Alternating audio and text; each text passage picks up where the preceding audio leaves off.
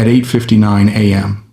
on February 19th, 1945, the first wave of American Marines reached the black volcanic beaches of Iwo Jima. For several minutes, nothing happened. There were no visible Japanese defenders, no immediate resistance, only the sound of engines grinding into ash and boots sinking into unstable sand. To many Marines, the landing felt almost anticlimactic, as if the island had been abandoned. Silence was deliberate. Kuribayashi had ordered his defenders not to fire at the waterline. Every machine gun, mortar, and artillery piece was hidden deep inside reinforced bunkers and tunnel networks carved into volcanic rock. The Japanese waited while the beaches filled with men and equipment. Only when the landing zones became crowded and movement slowed did the order come.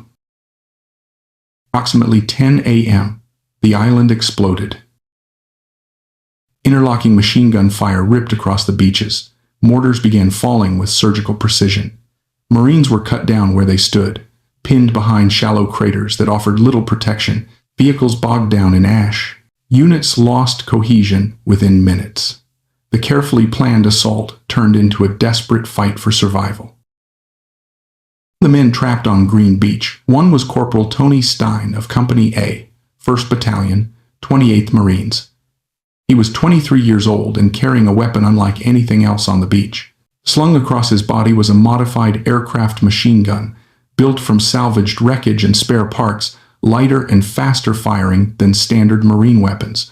Officers had rejected it. Fellow Marines had mocked it. Officially, it was never meant to be there. Japanese fire intensified. Stein watched his platoon stall under invisible fire from pillboxes buried ahead of them. The enemy positions were almost impossible to spot, firing from narrow slits that blended perfectly into the rock. Marines fired back blindly, wasting ammunition with little effect. Stein understood what was happening. The problem was not courage or numbers, it was visibility and firepower. Someone had to draw the fire, identify the positions, and hit them hard enough to shut them down. He stood up. On an open beach, already littered with bodies, Stein moved forward into the fire. Japanese gunners immediately shifted their aim toward him, revealing their positions in flashes of muzzle fire. Stein watched, counted, and memorized. In seconds, he had mapped the killing ground in his head. He dropped to the sand, brought the improvised weapon to his shoulder, and prepared to do what standard equipment and doctrine could not. As soon as Corporal Tony Stein hit the ground, the improvised machine gun came alive.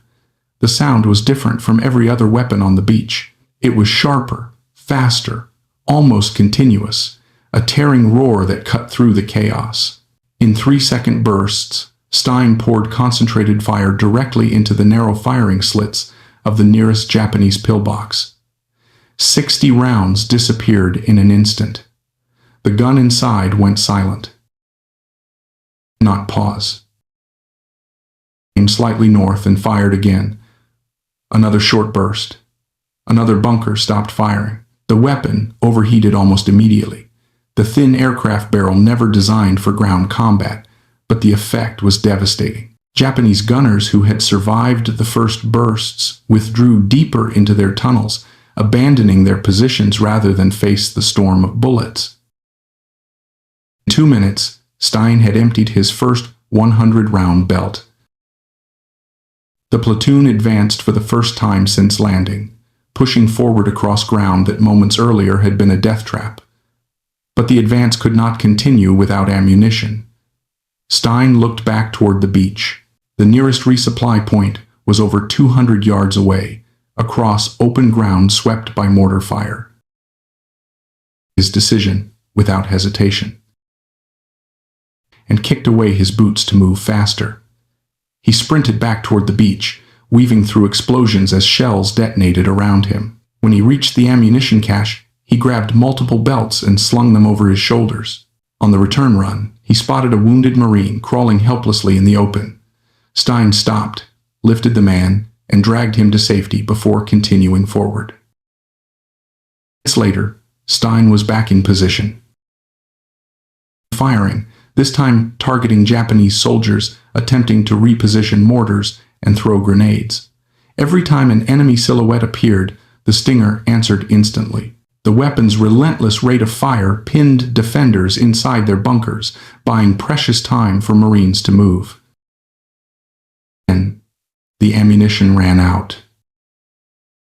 Fire. Again he returned carrying belts and wounded men. Each trip followed the same pattern: sprint, resupply, rescue, return. Japanese gunners began anticipating his route, walking machine gun fire across the sand where he ran. Stein kept moving. Early afternoon, he had made multiple trips under fire. His hands blistered from the overheated metal. His uniform was soaked with sweat and volcanic ash. The Stinger itself had been hit by enemy rounds, knocked from his hands, then recovered and fired again. Still, he kept going. Stein broke the Japanese defensive line directly in front of his platoon. Pillboxes that had slaughtered Marines at landing were silent. The unit advanced hundreds of yards inland, cutting off Mount Suribachi from the rest of the island. What had begun as a stalled assault became a foothold that would not be pushed back. Tony Stein was not finished yet. By mid-afternoon, the fighting no longer resembled a landing operation. It had become a grinding battle of endurance, fought yard by yard against an enemy that refused to retreat. Japanese defenders no longer tried to hold exposed positions. Instead, they emerged briefly from tunnel openings, fired, threw grenades, and vanished again. Every movement was calculated to bleed the Marines without offering a clear target. Stein adapted faster than the enemy could and began hunting individuals. Mortar spotters directing indirect fire, grenadiers crawling forward under cover of smoke, runners moving between tunnel entrances. Each time a Japanese soldier exposed himself for even a second, Stein's weapon answered immediately. The Stinger's violent rate of fire turned fleeting targets into sudden casualties. The psychological effect was immediate. That any movement drew instant punishment. Positions that had been active minutes earlier fell silent. Others shifted deeper underground. The constant pressure allowed Marine squads to move, regroup, and dig in without being annihilated in the open. Stein's ammunition vanished as fast as he could carry it. For the third time, then the fourth, he ran back across the same exposed ground to resupply. Each trip grew more dangerous. Enemy gunners adjusted their aim. Mortars walked closer. Machine gun bursts chased him across the ash. On one run, a bullet struck the Stinger's receiver, slamming the weapon into the ground. Stein picked it up, checked the action, and kept firing. Did not slow down. Stein carried wounded Marines back to safety. Some were barely conscious. Others screamed in pain as shrapnel tore through their legs and torsos. Stein ignored his own exhaustion and burns, lifting men heavier than himself and dragging them through fire. He delivered them to the rear, grabbed more ammunition, and turned back toward the fight. Late afternoon, his platoon had advanced nearly 700 yards inland. Mount Suribachi, once the heart of Japanese firepower on the southern beaches, was now partially isolated. The initial Japanese plan to destroy the first wave at the shoreline had failed. Marines were dug in. The beachhead held. Darkness approached. Stein made his final resupply runs of the day. His hands were blistered raw. His body was shaking from exhaustion. He had been fighting almost continuously for hours without helmet or boots. Operating a weapon never meant to survive that kind of abuse. When his officers asked for a status report, Stein answered calmly. Pillboxes destroyed. Routes cleared. Men evacuated. He did not exaggerate. He did not boast. He simply reported what he had done. By nightfall on February 19th, the beach at Iwo Jima was still soaked in blood. Casualties were staggering. But because one Marine refused to stop moving, refused to stop firing, and refused to accept the limitations of standard doctrine, dozens of his brothers were still alive. had not broken him. Over. The next morning, the battlefield looked unchanged, but everything was different.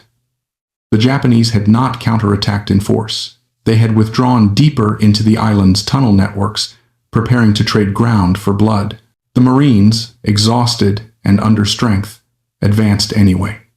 The fight shifted from open beaches to shattered ridgelines, collapsed bunkers, and volcanic slopes that offered no cover and no mercy. Stein returned to the front despite his injuries. His hands were still burned from the previous day. His uniform was stiff with ash and sweat. Medical personnel ordered him to rest, but he refused. Company A was moving north, and Stein moved with them, carrying the same improvised weapon that had already drawn so much fire. The Stinger was scarred, dented, and unreliable by design, but it still worked. For several days, Stein used the weapon in close combat. He advanced with assault teams, firing into tunnel entrances before demolition charges were placed. He provided suppressive fire while Marines repositioned under fire. Each time Japanese defenders attempted to emerge, the Stinger forced them back underground. The weapon's sound alone was enough to freeze movement. Marines learned to move when Stein fired.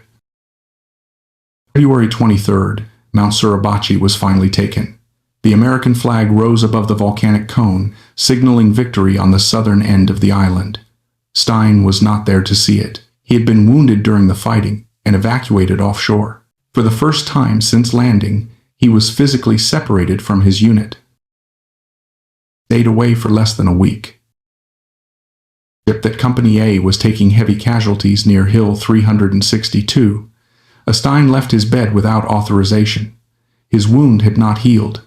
His body was not ready. None of that mattered. He returned to the island and rejoined his men without orders. March 1st, Company A was pinned again. Approaches, firing from positions hidden deep in rock. Casualties mounted. The company commander needed intelligence before committing an assault that could destroy what remained of the unit. Stein volunteered to lead a reconnaissance patrol. 19 Marines followed him forward.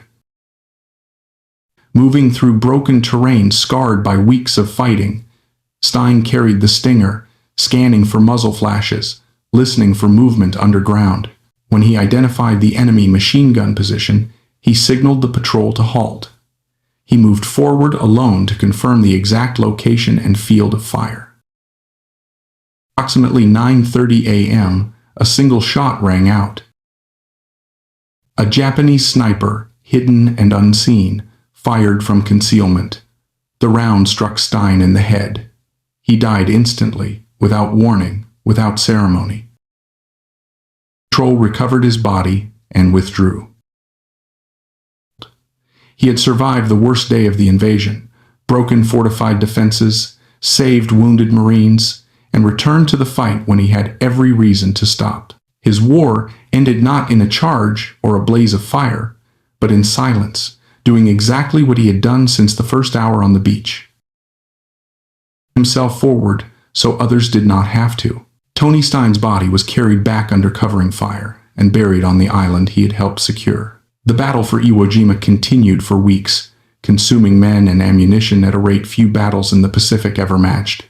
When it finally ended, nearly every Japanese defender was dead, and thousands of Marines had been killed or wounded. But the ground Stein had fought for on the first day never fell back into enemy hands. Actions did not disappear into rumor or exaggeration. Stein's battalion commander submitted a recommendation for the Medal of Honor detailing exactly what he had done on February 19th. The report listed the pillboxes destroyed, the repeated trips under fire, the wounded men carried to safety, and the way his firepower allowed the platoon to advance when it should have been annihilated on the beach. The recommendation moved up the chain of command without hesitation. The senior officer who reviewed it approved. February 19th, 1946. Stein's widow received the Medal of Honor on his behalf in Ohio. The citation described conspicuous gallantry and intrepidity above and beyond the call of duty. It did not mention fear, pain, or exhaustion. It simply recorded facts, because the facts were enough. The weapon that made his actions possible did not survive the war. All 6 Stinger machine guns built from wrecked aircraft parts were scrapped or lost in post-war inventories. The Marine Corps did not preserve improvised weapons. They were never meant to exist. No original Stinger sits in a museum today. Its legacy lives only in reports, photographs, and the memories of the men who watched it change the course of a firefight. Its impact endured. Marine Corps ordnance officers studied what Stein and his fellow Marines had done. They recognized a truth the battle had made unavoidable. Standard equipment had limits. Combat exposed gaps that only improvisation and experience could fill.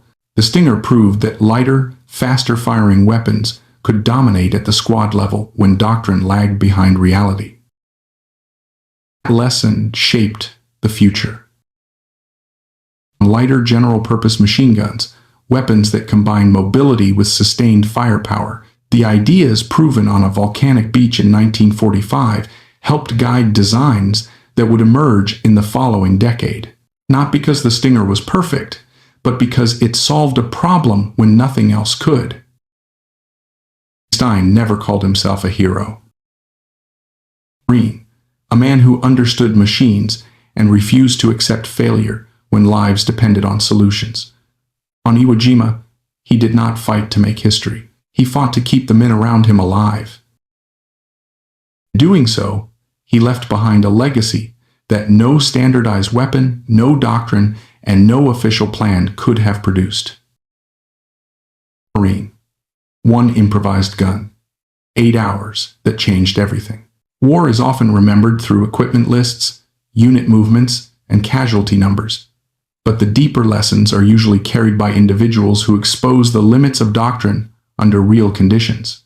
The story of Tony Stein does not teach that improvised weapons are inherently superior, nor that courage alone wins battles. It teaches something far more uncomfortable and more useful.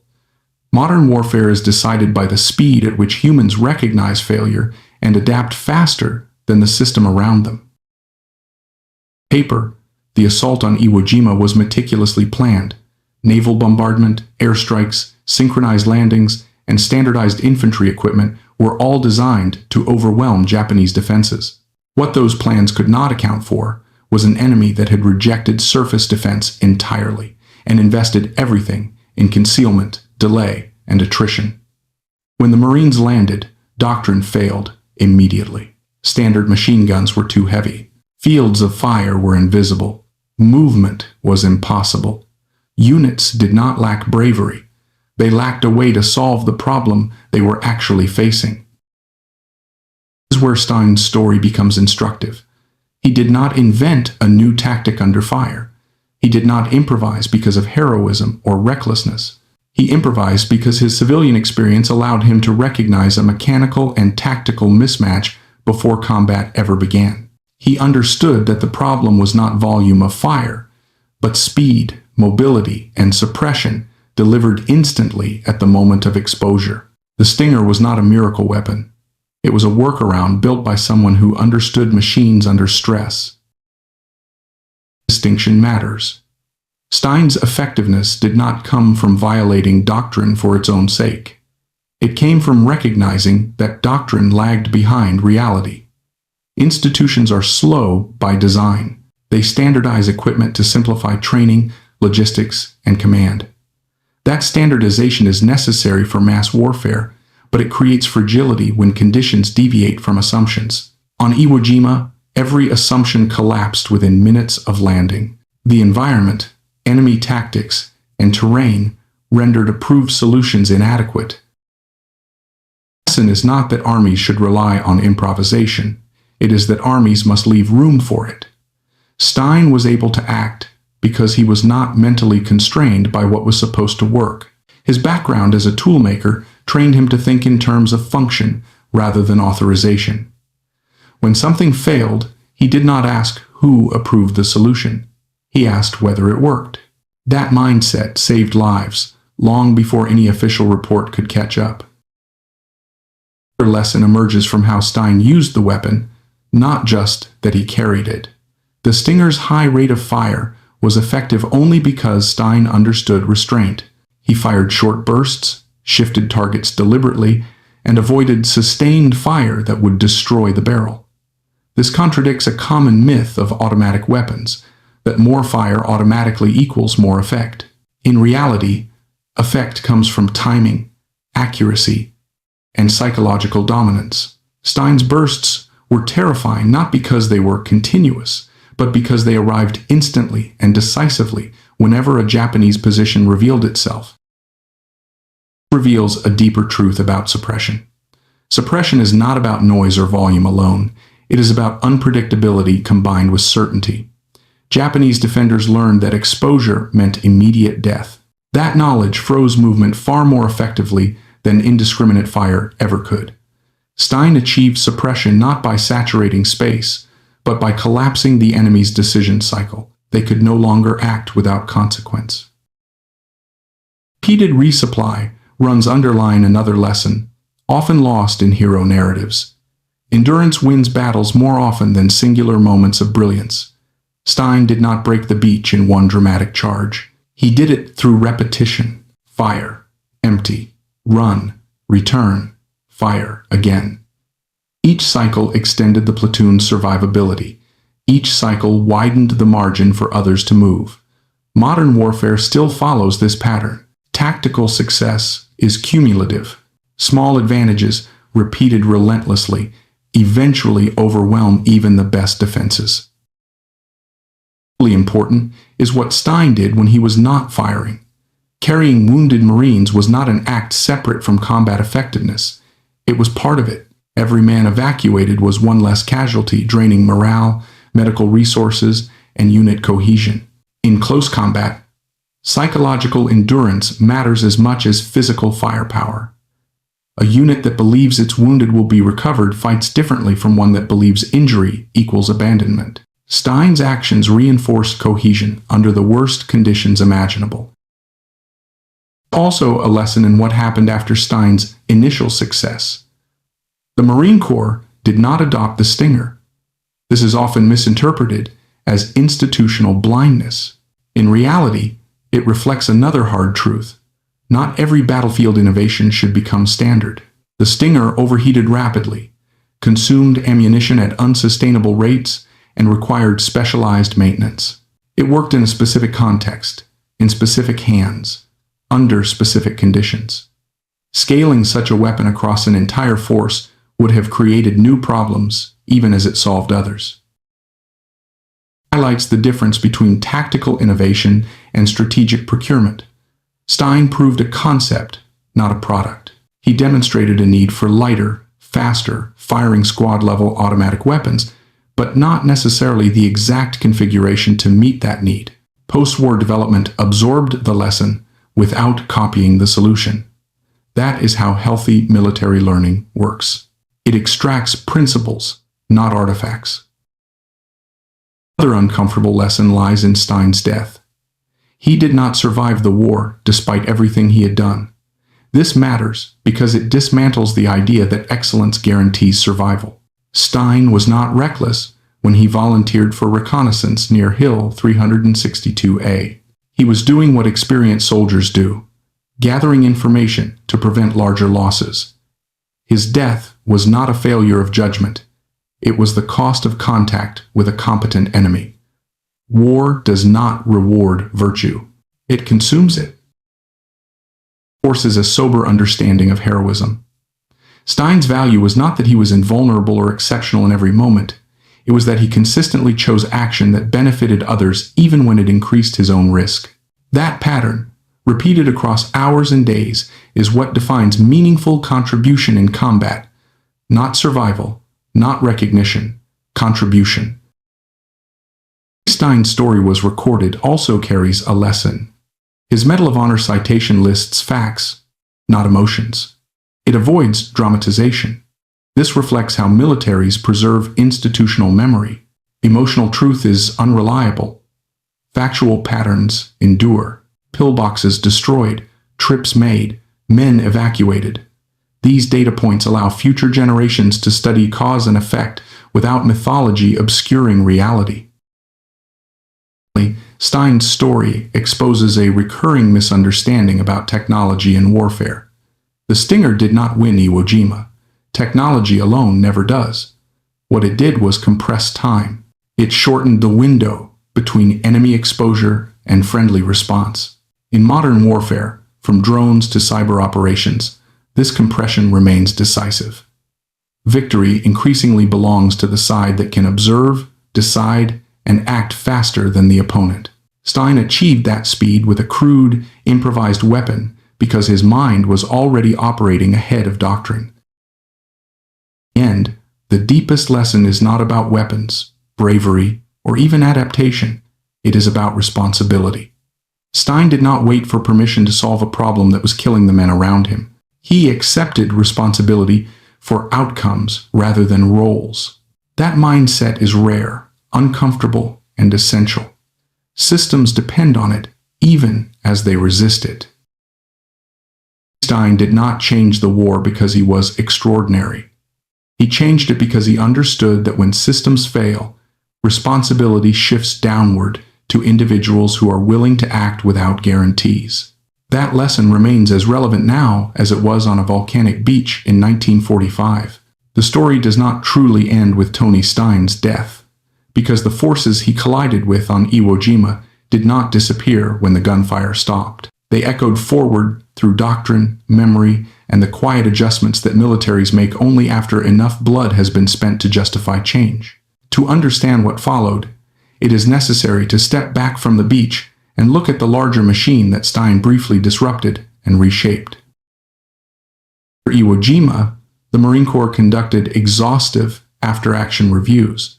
Every battalion, every company, every weapons platoon submitted reports detailing what worked, what failed, and what nearly got entire units wiped out. These documents rarely mentioned heroism. They focused instead on friction, weight, ammunition consumption, heat, visibility. The inability of standard equipment to keep pace with the tempo of combat in confined, fortified terrain. Stein's name appeared not as legend, but as data, a reference point in discussions about suppression, mobility, and squad-level firepower. Emerged from those reports was not a sudden revolution, but an accumulation of quiet realizations. Commanders recognized that infantry combat had changed faster than their procurement cycles. Pacific Island warfare compressed engagement distances, punished heavy equipment, and rewarded immediate fire response. The environments Marines faced were not open battlefields suited to tripod-mounted guns and textbook maneuvers. They were volcanic slopes, caves, tunnels, and rubble fields where seconds decided survival. Institutional response was cautious, as institutions always are. The Marine Corps did not rush to field improvised weapons. Instead, it adjusted training. Fire discipline became more emphasized. Assault teams were reorganized to integrate automatic fire more closely with movement. Greater attention was paid to individual initiative within squad actions. None of these changes carried Stein's name, but all of them reflected the conditions his actions exposed. A tendency in historical storytelling to treat innovation as a spark that instantly reshapes the future. Reality is slower and more resistant. Stein's Stinger did not trigger immediate adoption of new weapons. It added weight to an argument already forming. Other Marines across the Pacific had been jury-rigging solutions to similar problems. Stein's actions simply made those arguments impossible to ignore. Equally important is what did not change. The Marine Corps did not abandon standardization. It did not encourage widespread modification of issued weapons.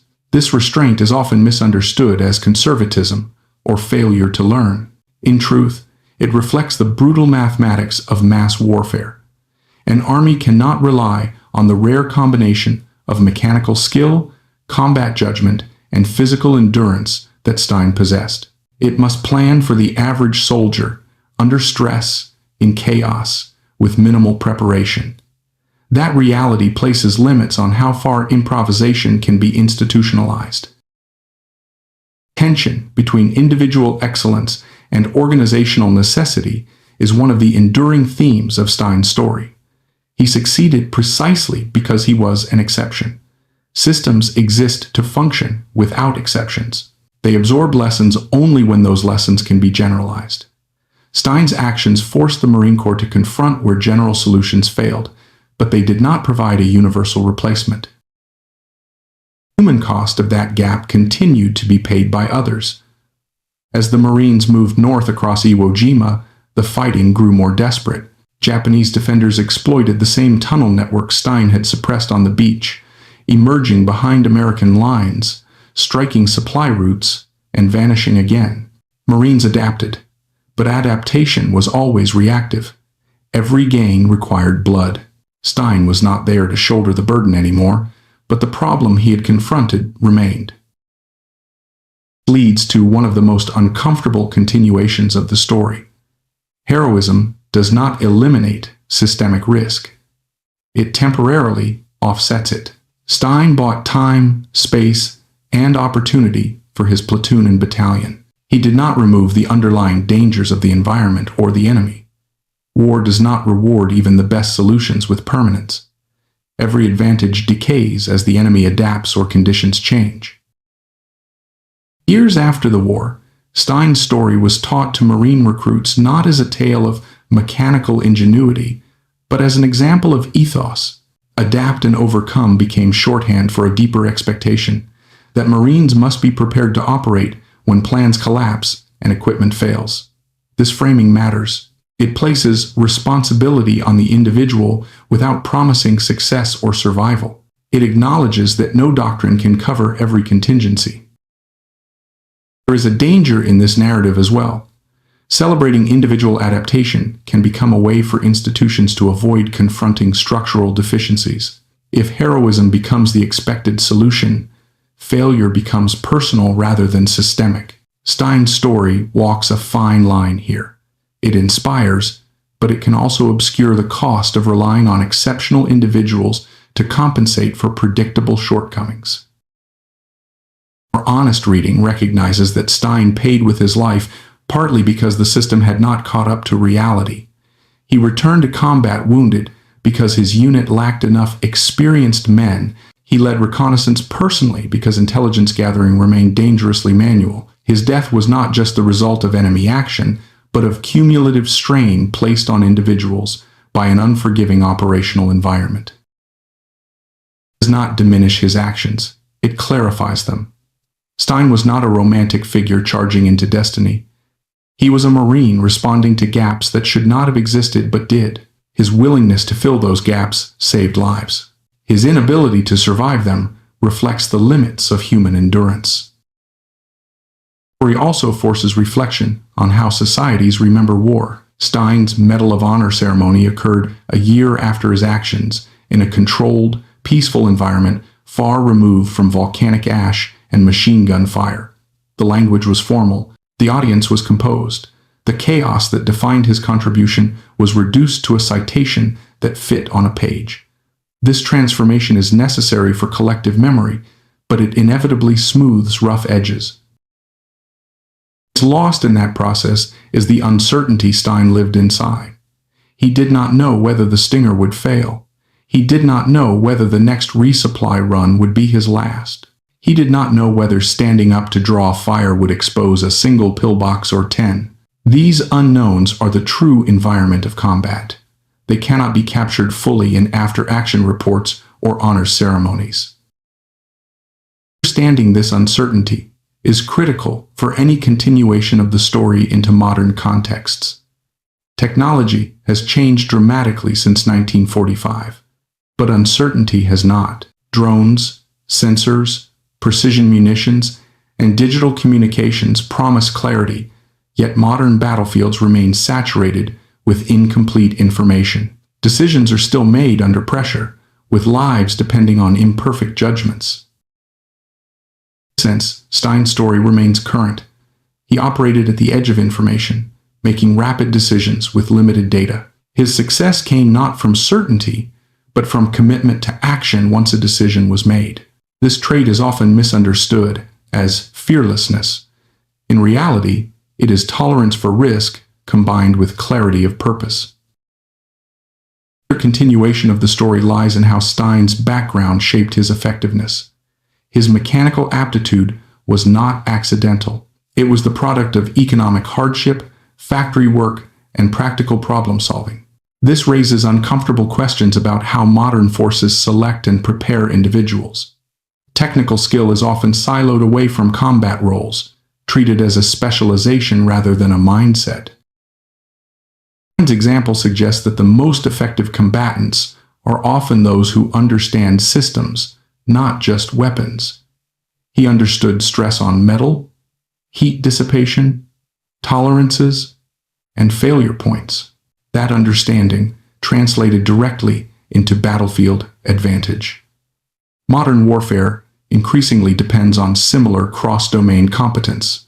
Operators who grasp both technical systems and tactical realities outperform those trained narrowly. Such individuals are difficult to cultivate intentionally.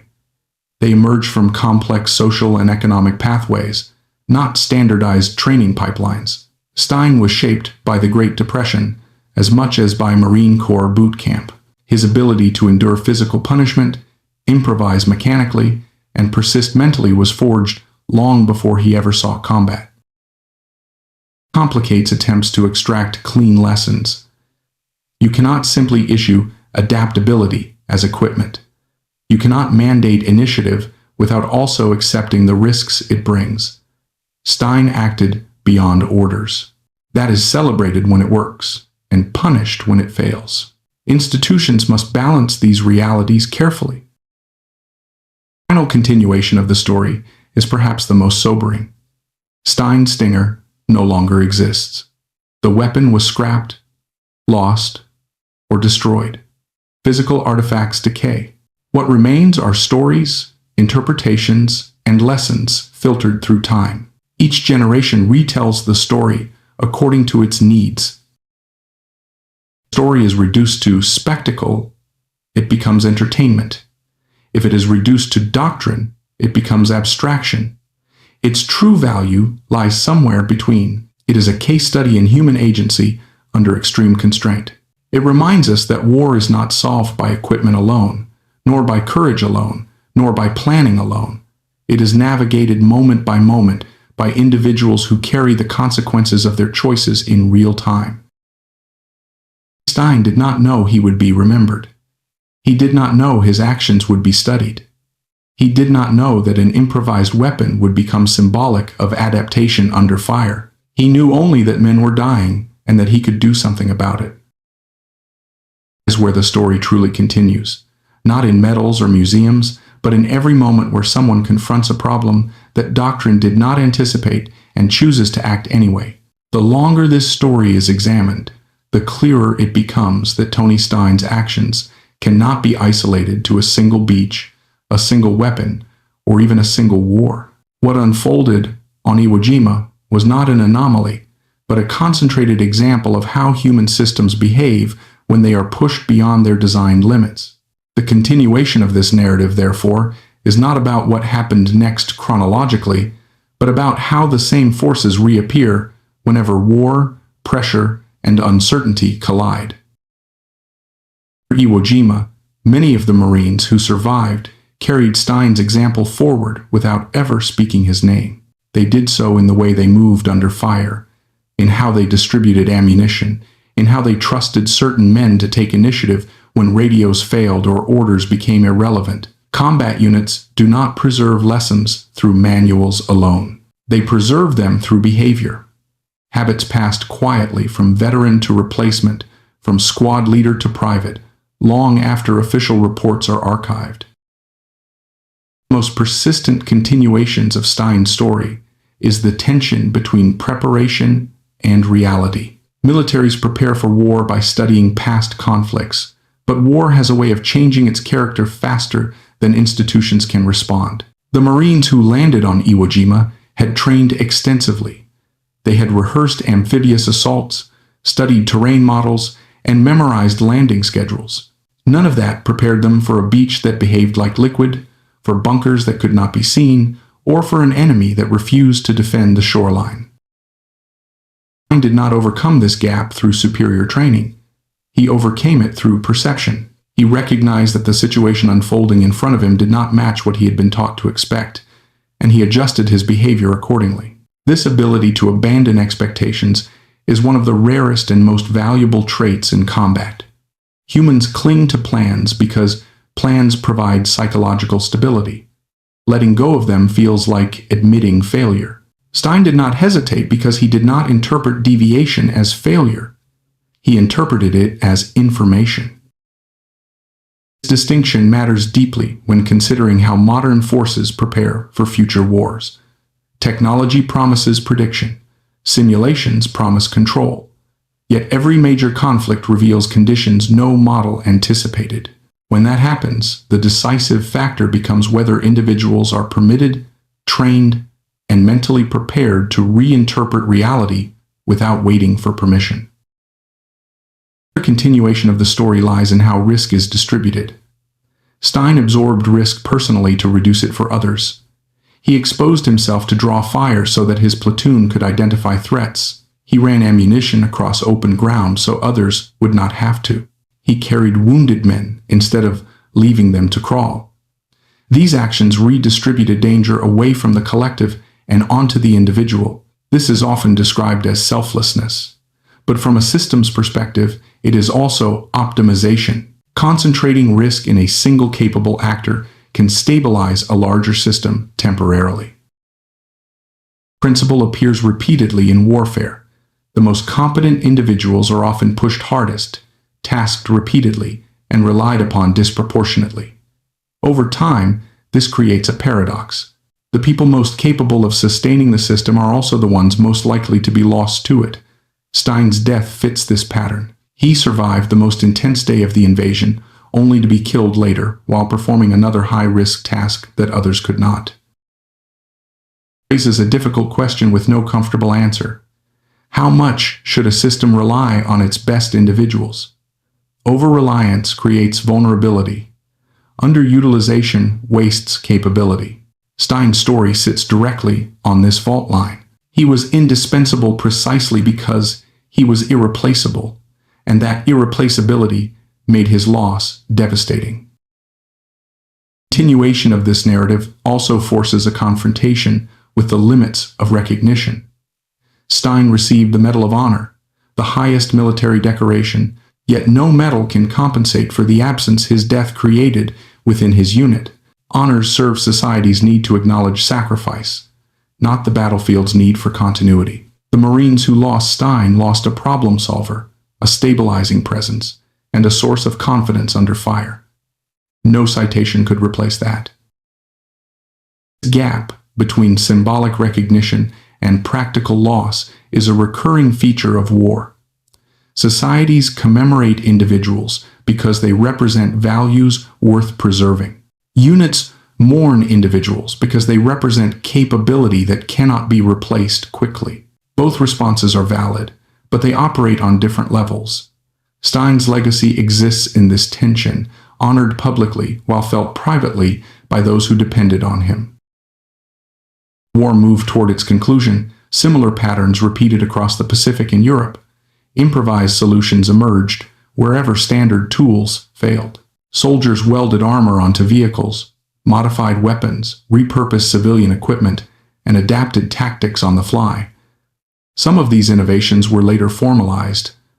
Most were forgotten. What endured was not the specific solution, but the willingness to attempt one. Where Stein's story becomes less about hardware and more about culture. Cultures that permit deviation under pressure tend to survive unexpected conditions better than those that enforce rigid compliance.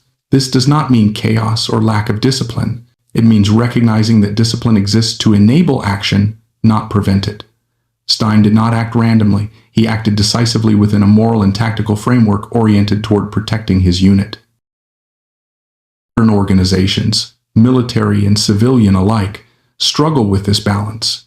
Procedures are designed to prevent error, but they also prevent adaptation when reality changes faster than rules can. Stein's actions illustrate the cost of waiting for authorization in environments where time equals lives. They also illustrate the responsibility borne by those who choose to act without it. The continuation of the story is psychological. Stein's behavior under fire had a measurable effect on morale. His repeated returns from the beach demonstrated that survival was possible. His suppression of enemy positions created windows of movement where none had existed. These effects compound. Morale is not sustained by speeches or slogans in combat. It is sustained by evidence that action produces results. The principle extends far beyond Iwo Jima. Units that experience early success, even limited success, adapt faster and fight more cohesively. Those that experience repeated failure without explanation degrade quickly. Stein's presence provided proof that the situation, while lethal, was not hopeless. That proof mattered as much as the rounds he fired. Morale cuts both ways. The Japanese defenders experienced the inverse effect. Their carefully prepared defenses were silenced unexpectedly. Movement became lethal. Control eroded. Psychological dominance shifted not because the Americans outnumbered them, but because one unexpected variable disrupted their assumptions. This highlights a rarely discussed aspect of combat effectiveness: the destruction of expectation. When reality violates belief strongly enough, decision-making collapses. Stein's Stinger did exactly that. It violated Japanese expectations of American firepower and behavior. The weapon sounded different. It fired faster. It appeared where it should not have. That disruption mattered as much as physical damage. In modern warfare, similar effects are achieved through cyber attacks, electronic warfare, and information operations. The principle remains the same. Break the enemy's understanding of the fight. As time moves further away from World War II, there is a temptation to view these stories as relics of a simpler era. This is a mistake. The core dynamics Stein navigated: uncertainty, friction, adaptation, and sacrifice remain constant. Only the tools change. Drones replace machine guns. Algorithms replace range estimation. But the human element remains decisive. In contemporary conflicts, individuals still confront situations where official tools lag behind reality. They still improvise solutions that exist in gray areas of authorization. They still carry disproportionate burdens because they can. The difference is that modern systems often obscure these actions